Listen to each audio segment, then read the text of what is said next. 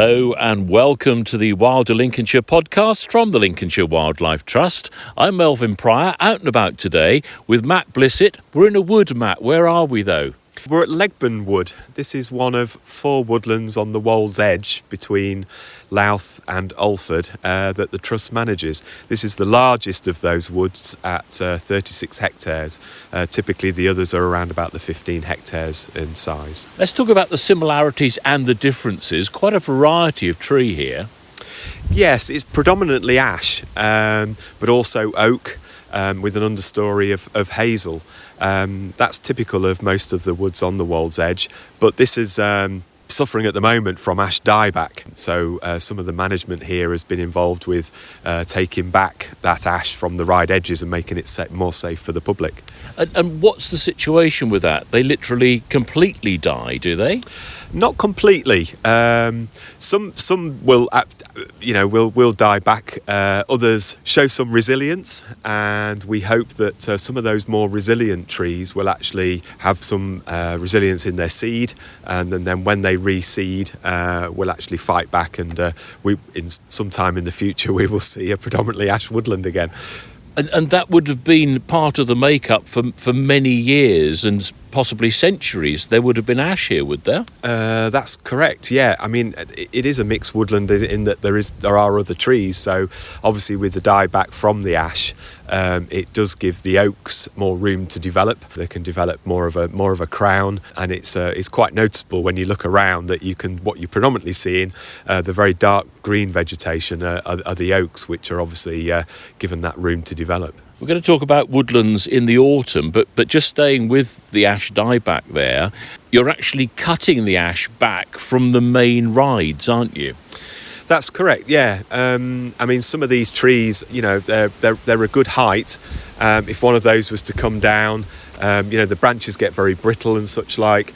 So we're taking about a 30-metre section each side of the rides, cutting those back just so that if any trees do come down, they're not going to fall on the rides and be a problem for any of the public. What sort of management do you have to do in a wood like this? In order to increase the biodiversity, what you want are some open glades, some of the woodland rides. The grasslands within the woodlands are important for woodland flora. And then basically from your rides, you want to build up the sides of those rides in terms of height so that light can be allowed in. So basically you've got a structure from the grassland ride itself, building up a scrub layer, and then into your taller, more dominant trees and your standard trees further away from the ride. So in order to maintain that kind of structure, you've got to coppice, you've got to cut back, and then that allows more diversity in the terms of the woodland flora and the species that are present. And that obviously then increases the amount of invertebrates and that you're likely to have. We talk about the woods in the autumn. The nice thing is we see the colours changing, but also the leaves fall off the majority of the trees and we get to see a bit more nature and wildlife, don't we? That's right. I mean, when you've in the summer it can be quite difficult spotting warblers and some of the tit flocks and things like that. So yeah, when the leaves have fallen, obviously bird life and that's more easy to see. And then there's also more evidence of other things as well. Some of the galls and the seeds and things like that you can see, and evidence of small mammals as well. Some of the hazel nuts and things like that, and how they've been gnawed and opened up can give evidence of mammals that are around that you perhaps wouldn't ordinarily see. We mentioned at the beginning that this is one of several woods that you've got in the area, and they're all managed by volunteers, really, aren't they? They are indeed, yes. I mean, we have our voluntary reserve managers at each of the sites. Here at Legbourne, Andy Hutton helps with some of the felling and managing the site here. But there's a really good group led by Bob Carley from the Louth and Alford area groups, and they look after many of these Wold Edge woodland sites.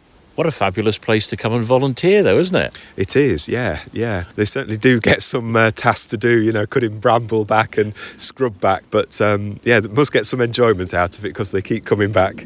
Well, plenty of room for more volunteers, I'm sure, as well. Where we're standing at the moment, you were talking about areas that can be cleared and quite open. Lovely spot here, but so many people have said to me, and I've noticed myself, so many berries this year. And what we're looking at here is a great example of that. Yeah, we're looking at some sloes here on the blackthorn with a tangle of bramble and some rose hips and things. And I think what we've noticed this year, I think with the dry weather, is that it's put shrubs and trees in some sort of stress. So they've buried quite early, which can have good effects and negative effects, I suppose, because, there might be winter birds or wintering birds later on in the season that may find that a lot of these berries have dried and or already been taken by other birds and mammals. So the incoming birds, the wintering birds here, might be too late for the berries. That's right. So obviously these changes in the climate that we're seeing and these extremes, can have an effect on on birds, particularly migratory birds and things, and how they find these things. And where we've got here in the woodland area, as I say, into the autumn months, you get the changes, the scenery and everything like that. But also there's a chill in the air even today, isn't there? There's a noticeable change in the temperature, but then I suppose any change in the temperature now is noticeable after the summer that we've had. One of the hottest and driest summers that we've had for some time. But you were also saying that this is actually quite a wet woodland in some respects, despite of that. It is. It does get very wet, and some of the tracks and things do get a little bit boggy in the winter months. But as we're looking around just at the moment, you can see that not everything is starting to come into autumn colour just yet. And that's probably because there's more moisture in the ground here.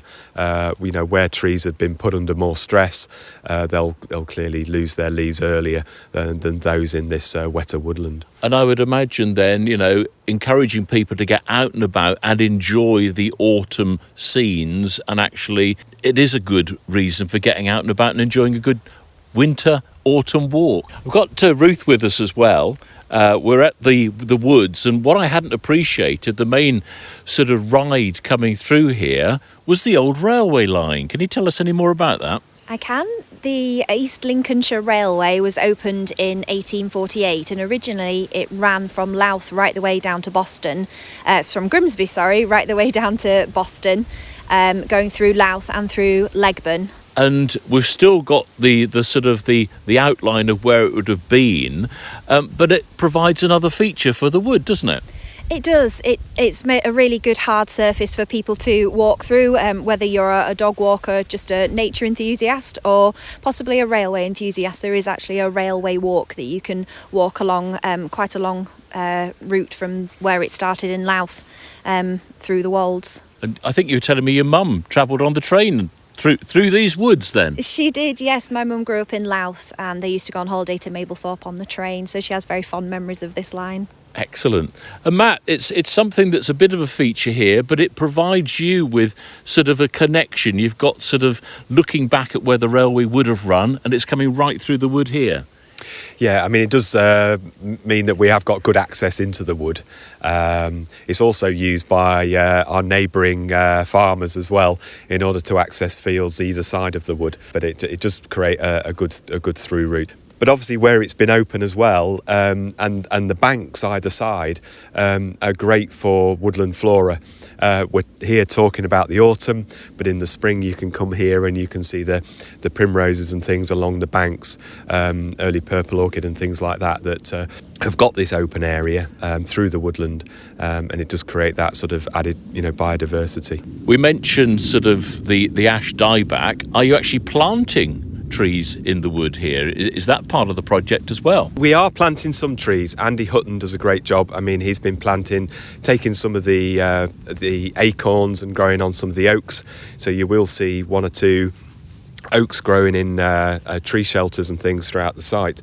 But ordinarily, we just allow sort of natural regeneration. We do have quite a high population of muntjac deer, and if we don't sort of fence areas off, they will sort of browse and inhibit some of these trees from growing. So it would mean that we would have to fence areas off if we were going to sort of do mass sort of planting and things. But we can, sort of, as Andy has been doing, we've planted some oaks and things throughout. Now, Matt, you look after several reserves and sites in the area, and we're going to go to the coast in a moment to talk about residential volunteers, and that's something that really is important for the Trust and also those people that volunteer. It is.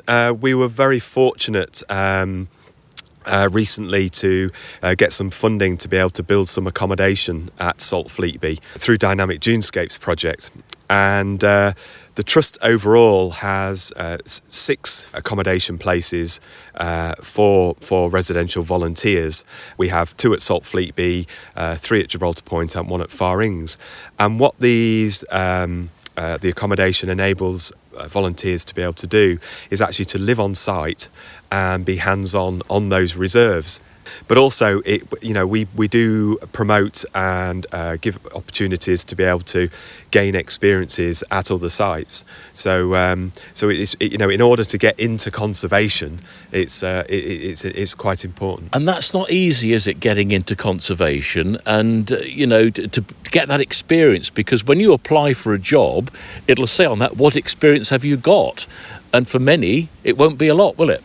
Well, not if you've just come out of university or whatever. You've maybe done, 1 year's work experience somewhere or something like that. And, what the Trust can provide is that experience and working at lots of different habitats, lots of different experiences. Usually a year's placement or a 6-month placement. We can maybe have a summer placement at Salt Fleetby where you might be working alongside natterjack toads, and a winter placement, working amongst the grey seals at Donanook.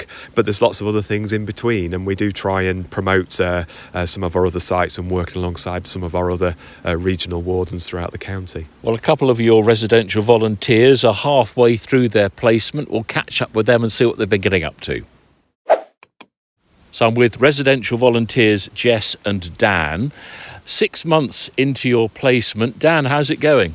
It's going really well. The focus for the first half has been on natterjacks, and we're just it's an in-between stage at the moment before we gear up for a seal season. Okay, 2 very important species to talk about on the Lincolnshire coast. What made you get involved with the residential programme? Just a desire to work in conservation and outdoors. That's where I'm happiest, sort of outdoors. I was previously working in a laboratory, but it wasn't for me. I'd much rather be, out in forests like this. It's great.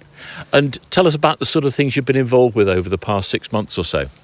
It's mainly been the natterjacks, which has been doing spawn counts and tending to the nursery pools, making sure the tadpoles are okay.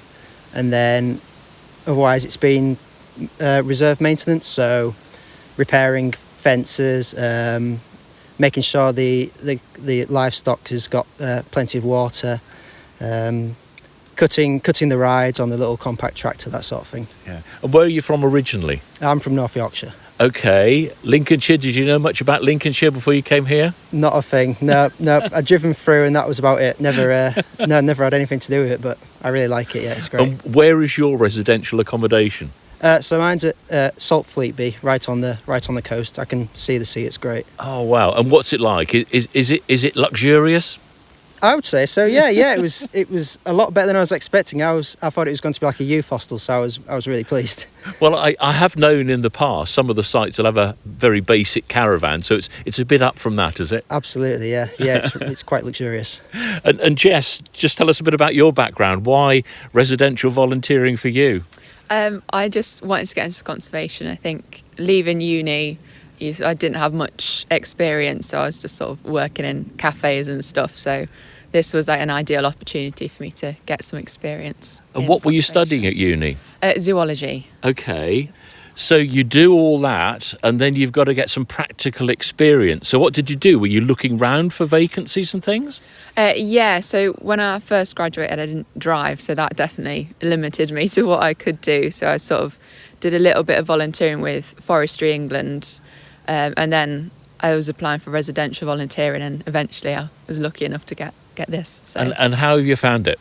It's amazing. Yeah, I'm really enjoying it, and it's just giving you a view into conservation and working within like a wildlife trust is been amazing. Now, you'd obviously been away at university. What was it like being away and coming to live in residential accommodation in Lincolnshire? Oh, it's not too different from what I was used to. I'm from Lincoln, and then I went to uni in Lincoln, and then this is just on the doorstep, really. So it's sort of been like home, really. And what about the sort of things you've been working on? Has it been the natterjack toads and the same sort of thing? Yeah, exactly the same as Dan. It's the breeding season for natterjack toads was when we started, so yeah, that was the focus, and then sort of doing the maintenance and that sort of thing, and then going off site with going to other reserves and places like that. Did I hear you'd been up onto the Humber as well? Have you been doing some work up there? Yeah, so we volunteered as part of the Wilder Humber project at Spurn Point, and they're doing some seagrass restoration. So we volunteered with them on Monday, and we did some seagrass seed collecting, which is basically just lying on bodyboards on the sand collecting seed pods. Is it sand or is it mud? Mud. Yeah, we'll say mud. It definitely got. How did you get on with that, Dan? Was that all right? Yeah, it was okay. A lot of patience is required. Is it? Yeah, I found about 20 seed pods in about 4 hours. So. Oh, yeah. Goodness. So they're not that common then? No, I think it's been a bad season this year, unfortunately. But, every little helps. Yeah, I'm sure it does. And how has it been for the natterjack toads? I mean, has any research been done to see whether it's been a good season for them? I think it has been a good season, yeah. We had 233 strings of spawn, so that was great. Excellent. Yeah. Really, really good. And how does that feel, being part of a project like that is, nationally important, isn't it? Oh, it's amazing. I didn't think I'd get a chance to sort of be part of something like that. And then we found spawn at a site where we hadn't found it naturally before, which was, amazing seeing those strings of spawn there. Yeah, so it's been amazing, yeah. And what are you hoping the future is going to bring for you when you've completed your voluntary work here? What do you want to go on to? I'm not going to be too picky, I'm going to be honest. I would like to do sort of ranger or warden or something like that, but sort of anything in the sector would be amazing. Did I hear dung is your speciality? I wouldn't necessarily say it's a speciality, but I definitely have an interest in dung beetles as part of my dissertation. So. Okay, what did you learn about dung beetles? So my title, or my question anyway, was how dung type affects the diversity and composition of the dung invertebrate community. I actually got some dung from Woodlesbar Airfield as well, part of the trust, so that was good. Yeah, but they definitely prefer cow dung, so yeah. There we go, yeah. the definitive answer. The more you know, yeah. And what about you, Dan? What do you hope to go on to? Well, much like Jess, I'm not that fussy. I'll sort of take what I can get because it's such a competitive sector that, But ideally, I'd like to be, in forests, in woodlands. That's my favourite environment. Spending the majority of my time outside, getting stuck in. Well, hopefully the volunteering that you've been doing will be the experience that you need to get you that job. Absolutely, yeah. It does seem that, employers tend to favour experience over qualifications nowadays. Well, depending on the qualification, but yeah. Yeah, well, good luck with that. Good you. luck with all you're doing. Perhaps we'll catch up at the end of your year just to see what you've gained from that as well. Lovely to speak to you. So there we go. If you'd like to know more about residential volunteers, go on to the Wildlife Trust website. That's it for another Wilder Lincolnshire podcast from the Lincolnshire Wildlife Trust.